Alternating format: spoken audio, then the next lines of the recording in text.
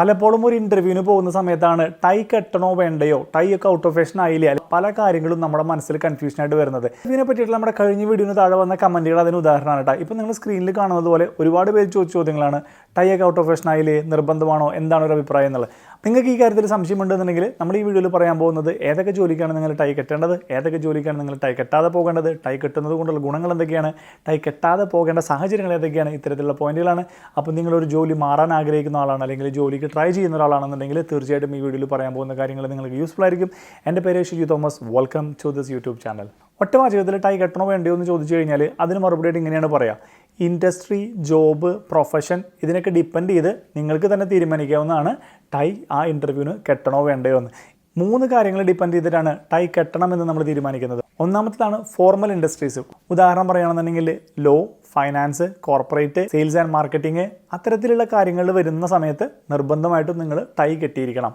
രണ്ടാമത്തത് traditional companies. വളരെ വർഷങ്ങളായിട്ട് മാർക്കറ്റിലുള്ള ഒരു കമ്പനിയാണ്, 50 കൊല്ലമായിട്ട് 100 കൊല്ലമായിട്ട് അവിടെ ഒരു ജോലിക്ക് നിങ്ങൾ പോവുകയാണെന്നുണ്ടെങ്കിൽ 99% അല്ല 100% അവർ ടൈ കെട്ടിയ ഒരു കാൻഡിഡേറ്റിനെ ആയിരിക്കും എക്സ്പെക്ട് ചെയ്യുന്നുണ്ടായിരിക്കാം. അടുത്ത പോയിന്റാണ് ഹൈ ലെവൽ പൊസിഷൻസ്. നിങ്ങളൊരു മാനേജീരിയൽ ലെവൽ അല്ലെങ്കിൽ ഒരു സൂപ്പർവൈസർ ലെവൽ നിങ്ങൾ ജോബിന് അപ്ലൈ ചെയ്യുന്നത് എന്നുണ്ടെങ്കിൽ തീർച്ചയായിട്ടും അവർ ടൈ കെട്ടുന്ന ഒരു കാൻഡിഡേറ്റിനെ ആയിരിക്കും പ്രിഫർ ചെയ്യുന്നുണ്ടാവാം. ആളുകൾ കമൻറ്റ് ചെയ്തൊരു സംഭവമാണ്, ചേട്ടാ ടൈ ഔട്ട് ഓഫ് ഫാഷൻ ആയില്ലേ?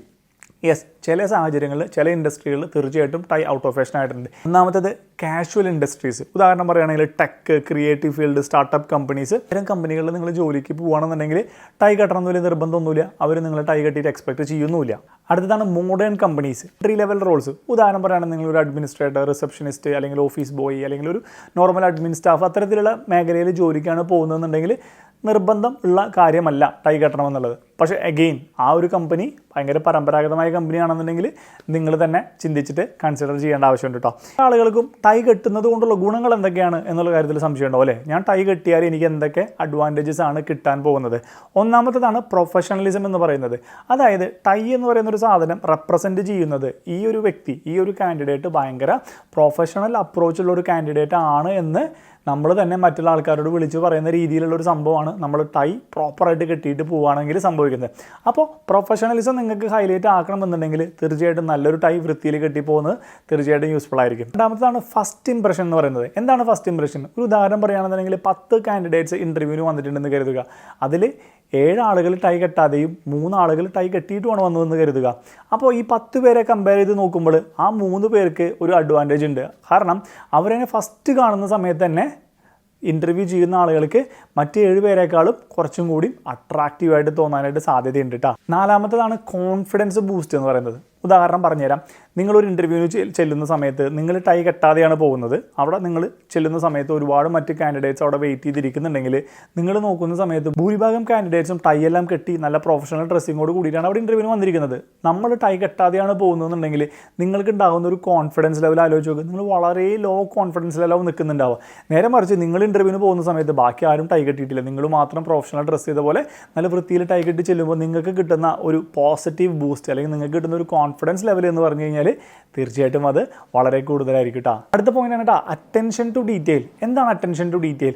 അറ്റൻഷൻ ടു ഡീറ്റെയിൽ എന്ന് പറഞ്ഞാൽ നമ്മൾ മൈന്യൂട്ടായിട്ടുള്ള പല കാര്യങ്ങൾ പോലും, ചെറിയ കാര്യങ്ങൾ പോലും നമ്മൾ ശ്രദ്ധിക്കുന്ന ഒരു ക്യാരക്ടറാണ് എന്ന് നിങ്ങൾ ഇൻ്റർവ്യൂ പാനലിനോട് പറയുന്ന ഒരു സംഭവമാണത്. ഉദാഹരണം പറഞ്ഞു കഴിഞ്ഞാൽ നിങ്ങളൊരു ഫൈനാൻസിൽ അല്ലെങ്കിൽ പൈസയുമായി ബന്ധപ്പെട്ട അല്ലെങ്കിൽ ഉത്തരവാദിത്തപരമായി ബന്ധപ്പെട്ട ഡിപ്പാർട്ട്മെൻറ്റിലേക്കാണ് ജോലിക്ക് പോകുന്നതെന്നുണ്ടെങ്കിൽ അവിടെ നിങ്ങൾ ചെറിയ കാര്യങ്ങൾ പോലും വളരെ ശ്രദ്ധയോടുകൂടി സൂക്ഷിച്ച് കൈകാര്യം ചെയ്യേണ്ട പല ജോലികളും ഉണ്ടായിരിക്കും. നമ്മൾ ഭയങ്കര കാഷ്വൽ അപ്രോച്ചോടുകൂടി ചെയ്യുന്ന ജോലികളായിരിക്കണം എന്നില്ല അത്. അപ്പോൾ നമ്മളൊരു ടൈ കെട്ടിയിട്ടാണ് ആ ഇൻ്റർവ്യൂവിന് പോകുന്നതെന്നുണ്ടെങ്കിൽ നമ്മൾ ഇൻഡയറക്റ്റ്ലി അവരോട് പറയുന്ന ഒരു മെസ്സേജ്, ഞാൻ അറ്റൻഷൻ ടു ഡീറ്റെയിൽ നോക്കുന്ന ഒരു വ്യക്തിയാണ്, എനിക്ക് ഉത്തരവാദിത്തപരമായിട്ട് ഈ കാര്യങ്ങളും ജോലികളെല്ലാം ചെയ്യാനായിട്ടുള്ള ഒരു കഴിവും പ്രാപ്തിയും എനിക്കുണ്ട് എന്ന് നിങ്ങൾ സംസാരിക്കാതെ തന്നെ നിങ്ങളുടെ ഒരു അപ്പിയറൻസിലൂടെ നിങ്ങൾ അവരോട് കൺവേ ചെയ്യുന്ന ഒരു സംഭവമാണ് കേട്ടോ ടൈ കെട്ടിയിട്ട് നമ്മൾ പോകുന്ന സാഹചര്യങ്ങളിൽ.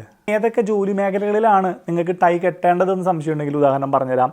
ഫൈനാൻസ് ഡിപ്പാർട്ട്മെൻറ്റിൽ ബാങ്കേഴ്സ്, ഫൈനാൻസ് അനലിസ്റ്റ് അല്ലെങ്കിൽ അക്കൗണ്ടൻറ്റ്, ഇത്തരത്തിലുള്ള ജോലി മേഖലയിൽ തീർച്ചയായിട്ടും നിർബന്ധമാണ്. അടുത്തത് ലോയേഴ്സ് അല്ലെങ്കിൽ അതർ പ്രൊഫഷണൽ ലീഗൽ ഡിപ്പാർട്ട്മെൻറ്റുമായി ബന്ധപ്പെട്ട കാര്യങ്ങളുടെ ഓഫീസിലൊക്കെ വർക്ക് ചെയ്യണമെന്നുണ്ടെങ്കിൽ തീർച്ചയായിട്ടും വേണം.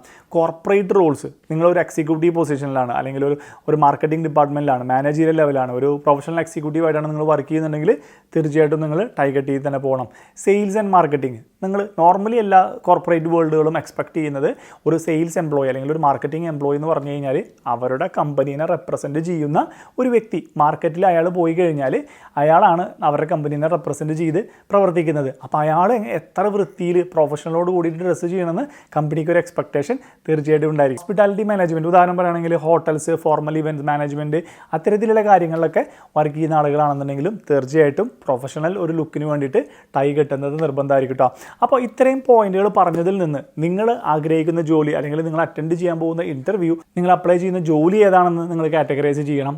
ഇനി പ്രൊഫഷണൽ ലുക്കോട് കൂടി പോകുന്നതാണോ നല്ലത്, അതോ ഒരു കാഷ്വൽ ലുക്കോട് കൂടി പോകുന്നതാണോ ഈ ജോലിക്ക് കറക്റ്റ് പ്രോപ്പറായിട്ടുള്ള സംഭവം എന്ന് നിങ്ങൾ അനലൈസ് ചെയ്തതിന് ശേഷം ഓരോ ഇൻ്റർവ്യൂവിനനുസരിച്ചും അതാത് രീതിയിൽ ടൈ കെട്ടിയിട്ടും കെട്ടാതെയും നിങ്ങൾ പോകേണ്ട ആവശ്യമുണ്ട്.